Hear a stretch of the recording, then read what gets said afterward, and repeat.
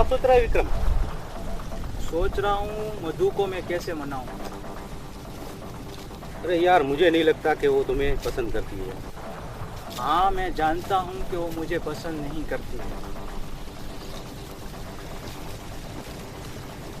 लेकिन मैं ऐसा क्या करूँ कि वो मुझे पसंद करने लगे। और मुझे डर भी लगता है कि कहीं वो किसी और की न हो जाए। चलो देखते हैं तुम्हारे नसीब में क्या है।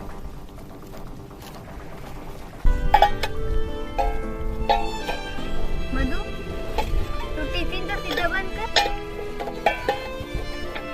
मैं तुझसे बात कर रही हूँ। हाँ, तू पूरा दिन क्या सोचती रहती है? कविता, तू मेरा एक काम करेगी? क्या? बता ना। ये भी कोई पूछने वाली बात है? बता, क्या काम है? मैं सोच रही हूँ कि मैं मोहन से शादी कर लूं। क्या? तू पागल तो नहीं हो गई ना? नहीं कविता, मैं पागल नहीं हो गई, लेकिन मैंने बहुत सोच समझ कर ये फैसला लिया है। तू उस पागल के साथ शादी करके साबित क्या करना चाहती? मैं खुद साबित करना नहीं चाहती, लेकिन ये मेरी मजबूरी है। अगर मैंने मोहन के साथ शादी कर ली तो मुझे 2 लाख रुपए मिलेंगे, जिसे मैं मेरे भाई की नौकरी के लिए दे सकती हूँ। और हमारा जो घर गिरवे रखा है वो भी छूट जाएगा। मेरी जिंदगी का क्या है, जैसा मेरा नसीब। लेकिन अगर मैंने मोहन से शादी की तो मेरे भाई की जिंदगी तो संवर जाएगी ना। लेकिन कुछ नहीं। तू जा और मुखिया जी से मेरी बात कर। मैं बात करूं? हाँ, तू जाके बात कर, बाकी की बात मैं खुद कर लूंगी। तू जा, वरना मुखिया जी खाना खाने के लिए घर चले जाएंगे। देख, तू मुझे इस पाप में मत धकेल। अरे पगली, ये पाप का नहीं, ये तो पुण्य का काम है। तू कुछ मत सोच, तू जा, तू जल्दी जा।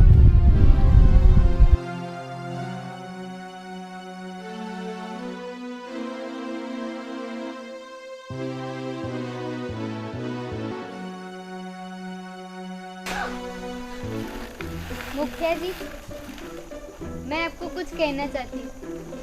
मैं क्यों करती हो? बोलने क्या बात है? कुछ समझ में नहीं आता, कहाँ से शुरू करूँ? अरे तू डर क्यों रही है? कुछ पैसा वैसा चाहिए? नहीं, वो मधु है ना, वो आपसे कुछ कहना चाहती है। क्या कहना चाहती है? वो कहना चाहती है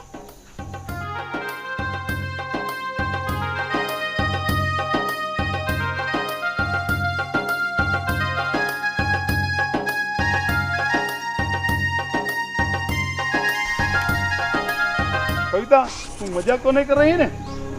मधु ने कहा, वो सच में कहा। मधु ने सच में कहा। तो जा, मधु को बोला के ला।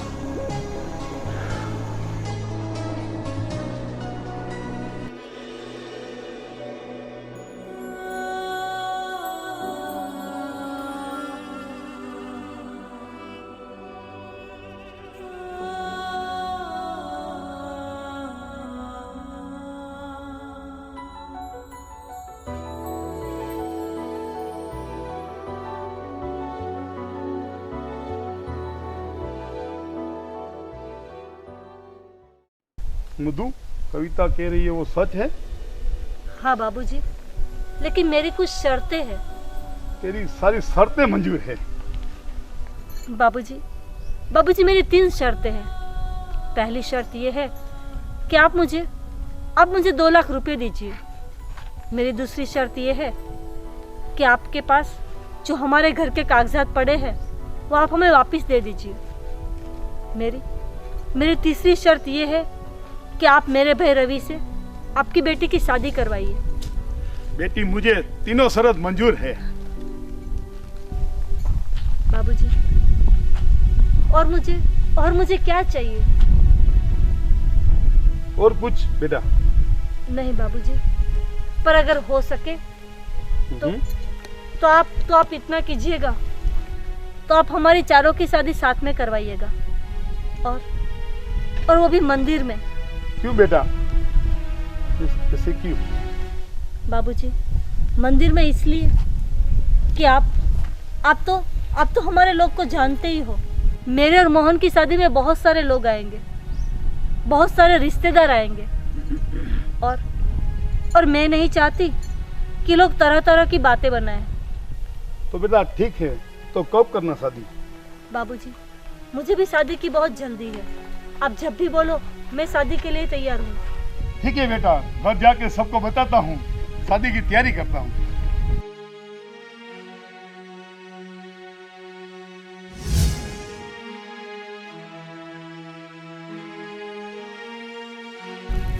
देख मधु, बूढ़े में जान आ गई। अरे स्वप्ना, अंकिता, मोहन, सब लोग कहाँ गए? अरे बाबूजी, क्या बात है? आज आप इतने खुश क्यों दिख रहे हो? अरे बेटी, आज खुशी इसीलिए है, मोहन के लिए लड़की मिल गई। सच? आप मजाक तो नहीं कर रहे हैं ना? अरे भला इसी बात के लिए थोड़ा मजाक करता है। अरे जल्दी से बताइए ना, वो लड़की कौन है?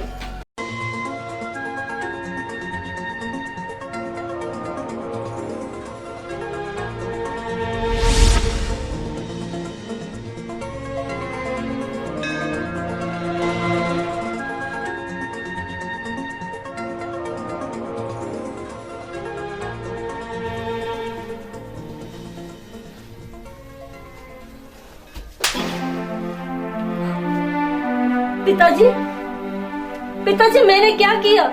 अरे शराब मैं पीता हूँ और नशा तुझे चढ़ गया है कि इतनी बहकी बातें करके पागल के साथ शादी करने के लिए तैयार हो गई? पिताजी, तो मैं और क्या करती? आप मेरी शादी कहीं भी करो, लेकिन मेरे जाने के बाद आपके सर के ऊपर एक छत तो होनी चाहिए ना। और वैसे भी जब रवि की नौकरी के लिए हम 2 लाख रुपए कहाँ से लाएंगे? नहीं दीदी, मुझे ऐसी नौकरी नहीं करनी चाहिए जिसमें आप अपनी जिंदगी पूरी बर्बाद करने में निकलोगे। मैं कोई भी काम कर लूंगा, लेकिन मैं ये नौकरी नहीं करूंगा। अरे आप लोग समझते क्यों नहीं हो? पिताजी, मैंने कोई गलत काम नहीं किया है। अच्छा, आप मुझे एक बात बताइए, अगर आप मेरी शादी कोई अच्छे घर के लड़के से करते हैं और बाद में वो बिगड़ जाए, वो जुआ खेलने लगे, वो शराब पीने लगे, मुझे मारे, मुझे कूटे, हो सकता है वो मुझे जिंदा जला भी दे, तो आप लोग क्या करते? बोलो आप लोग क्या करते? अरे वो तेरी बात सब सही है, मगर जानबूझकर तुम क्यों खाई में कूद रही है? मैं समझता हूँ दीदी, अब ऐसा होता है, मैं समझता हूँ, लेकिन उसका मतलब ये तो नहीं कि आप अपनी पूरी जिंदगी उसमें बर्बाद करने पर तुले हो। मुझे सब पता है, लेकिन मैं उससे शादी करके एक पुण्य का ही काम कर रही हूँ, मैं कोई पाप नहीं कर रही हूँ। हाँ, तो मैं मानती हूँ कि इसमें खुशियाँ कम और गम ज्यादा है, पर वैसे भी कुछ पाने के लिए कुछ खोना ही पड़ता है ना। पिताजी, आप मान जाइए पिताजी, और राजी खुशी ये रिश्ता स्वीकार कर लीजिए। ठीक है बेटी, जो तेरे जी में आए वो कर, क्योंकि मैं जानता हूँ कि मेरा तुझ पर रोकने का तो कोई हक है नहीं। पिताजी, ऐसा कुछ नहीं है, मैं क्या बोलूं?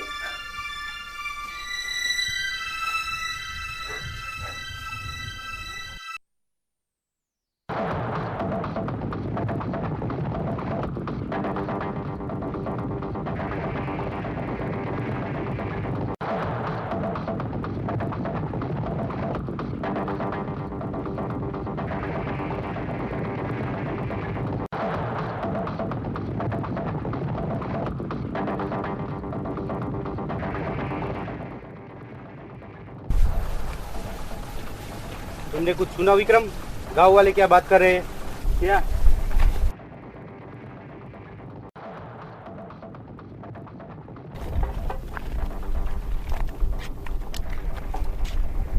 ये गांव वाले कह रहे हैं मधु सही बात है कि तुम उस पागल के साथ शादी कर रही हो। हाँ, वो सच है। तो तू कौन होता है मुझे पूछने वाला? मैं कौन होता हूँ तुमसे पूछने वाला? मैं तुमसे प्यार करता हूँ मधु। मैंने तुम्हें कितनी बार कहा है कि मैं तुम्हें प्यार नहीं करती। अब मेरा पीछा छोड़ और जाने दे मुझे। अरे मधु, देख अंकिता आ रही है। अरे अंकिता, हाँ, यहाँ कैसे? दीदी, आपने तो कमाल कर दिया। मेरे भाई के साथ शादी के लिए हाँ कह के मेरे घर को आपने इतनी खुशियाँ दे दी कि मैं बयां नहीं कर सकती। अंकिता, कमाल मैंने नहीं, कमाल तो भगवान ने किया, और शायद उसकी वही मर्जी थी। पर तू मेरे भाई के साथ शादी करके खुश तो रहेगी ना? अरे दीदी, क्या बात कर रही हो? आपका भाई तो हीरा है, हीरा। लेकिन दीदी, आप मेरे भाई के साथ शादी करके खुश तो रह पाएगी ना? तू मेरी चिंता छोड़।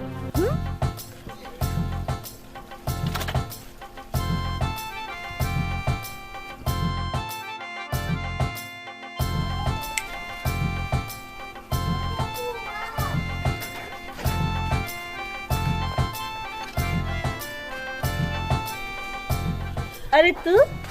अरे मधु, तू तो शादी करके चली जाएगी, फिर तो मुझे भूल ही जाएगी ना? मधु तुझे भूल जाएगी? कविता, मेरे पास वहाँ सब कुछ होगा, लेकिन मेरे दिल की बात समझने वाला कोई नहीं होगा।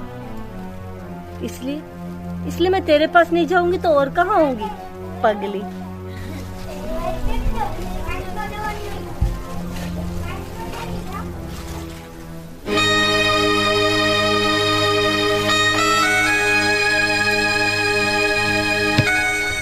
स्वागत है तुम्हारा गरीब खाने में।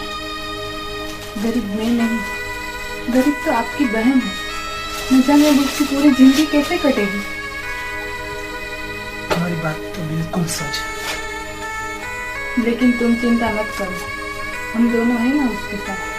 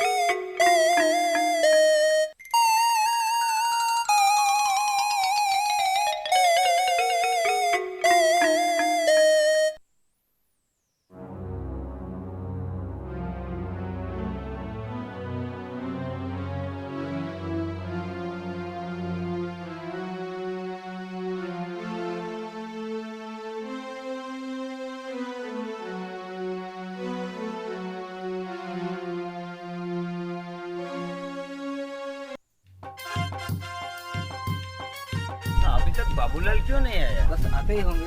चलो स्टार्ट करते हैं इसको। अरे यार, बाबूलाल को आने दो, बाद में खोलेंगे। क्या बाबूलाल? लो आ गया बाबूलाल। लो आ गया बाबूलाल। आइए बाबूलाल। आओ बाबूलाल, आओ, बैठो बैठो बैठो। अरे कब से तेरे इंतजार कर रहा हूँ यार।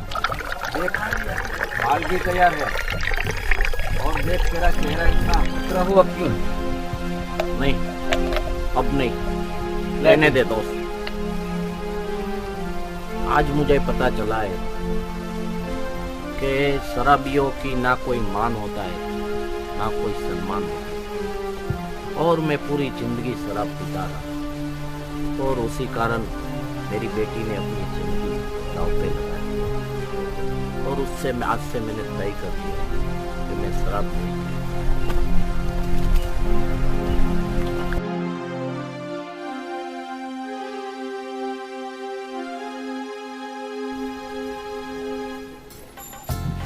जय श्री कृष्ण। जय श्री कृष्ण बेटे। अरे मधु, देख तेरा भाई आया। रवि, सुबह सुबह कैसे आना हुआ? दीदी वो तुम दोनों बातें करो, मैं जरा मंदिर जाके आती हूँ। दीदी, आज मुझे नौकरी मिल गई, ओह, और आज नौकरी का मेरा पहला दिन है, और मैं तेरे से आशीर्वाद लेने आया हूँ। आशीर्वाद मेरे नहीं, भगवान के लो। नहीं दीदी, भगवान तो मेरे तो हुई है। बस बस, अब दीदी को इतना मक्खन लगा के चने की झाड़ पे मत चढ़ा।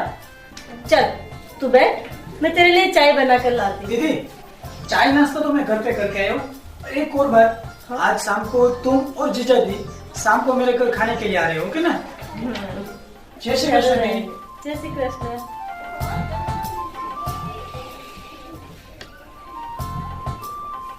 माँ कहाँ है? क्यों, क्या हुआ? मुझे नहाना है। माँ तो मंदिर गई है। चलो मैं नहला दूं? तुम्हें नहलाना आता है? हाँ, मुझे बहुत अच्छे से नहलाना आता है। चले? तो चलो।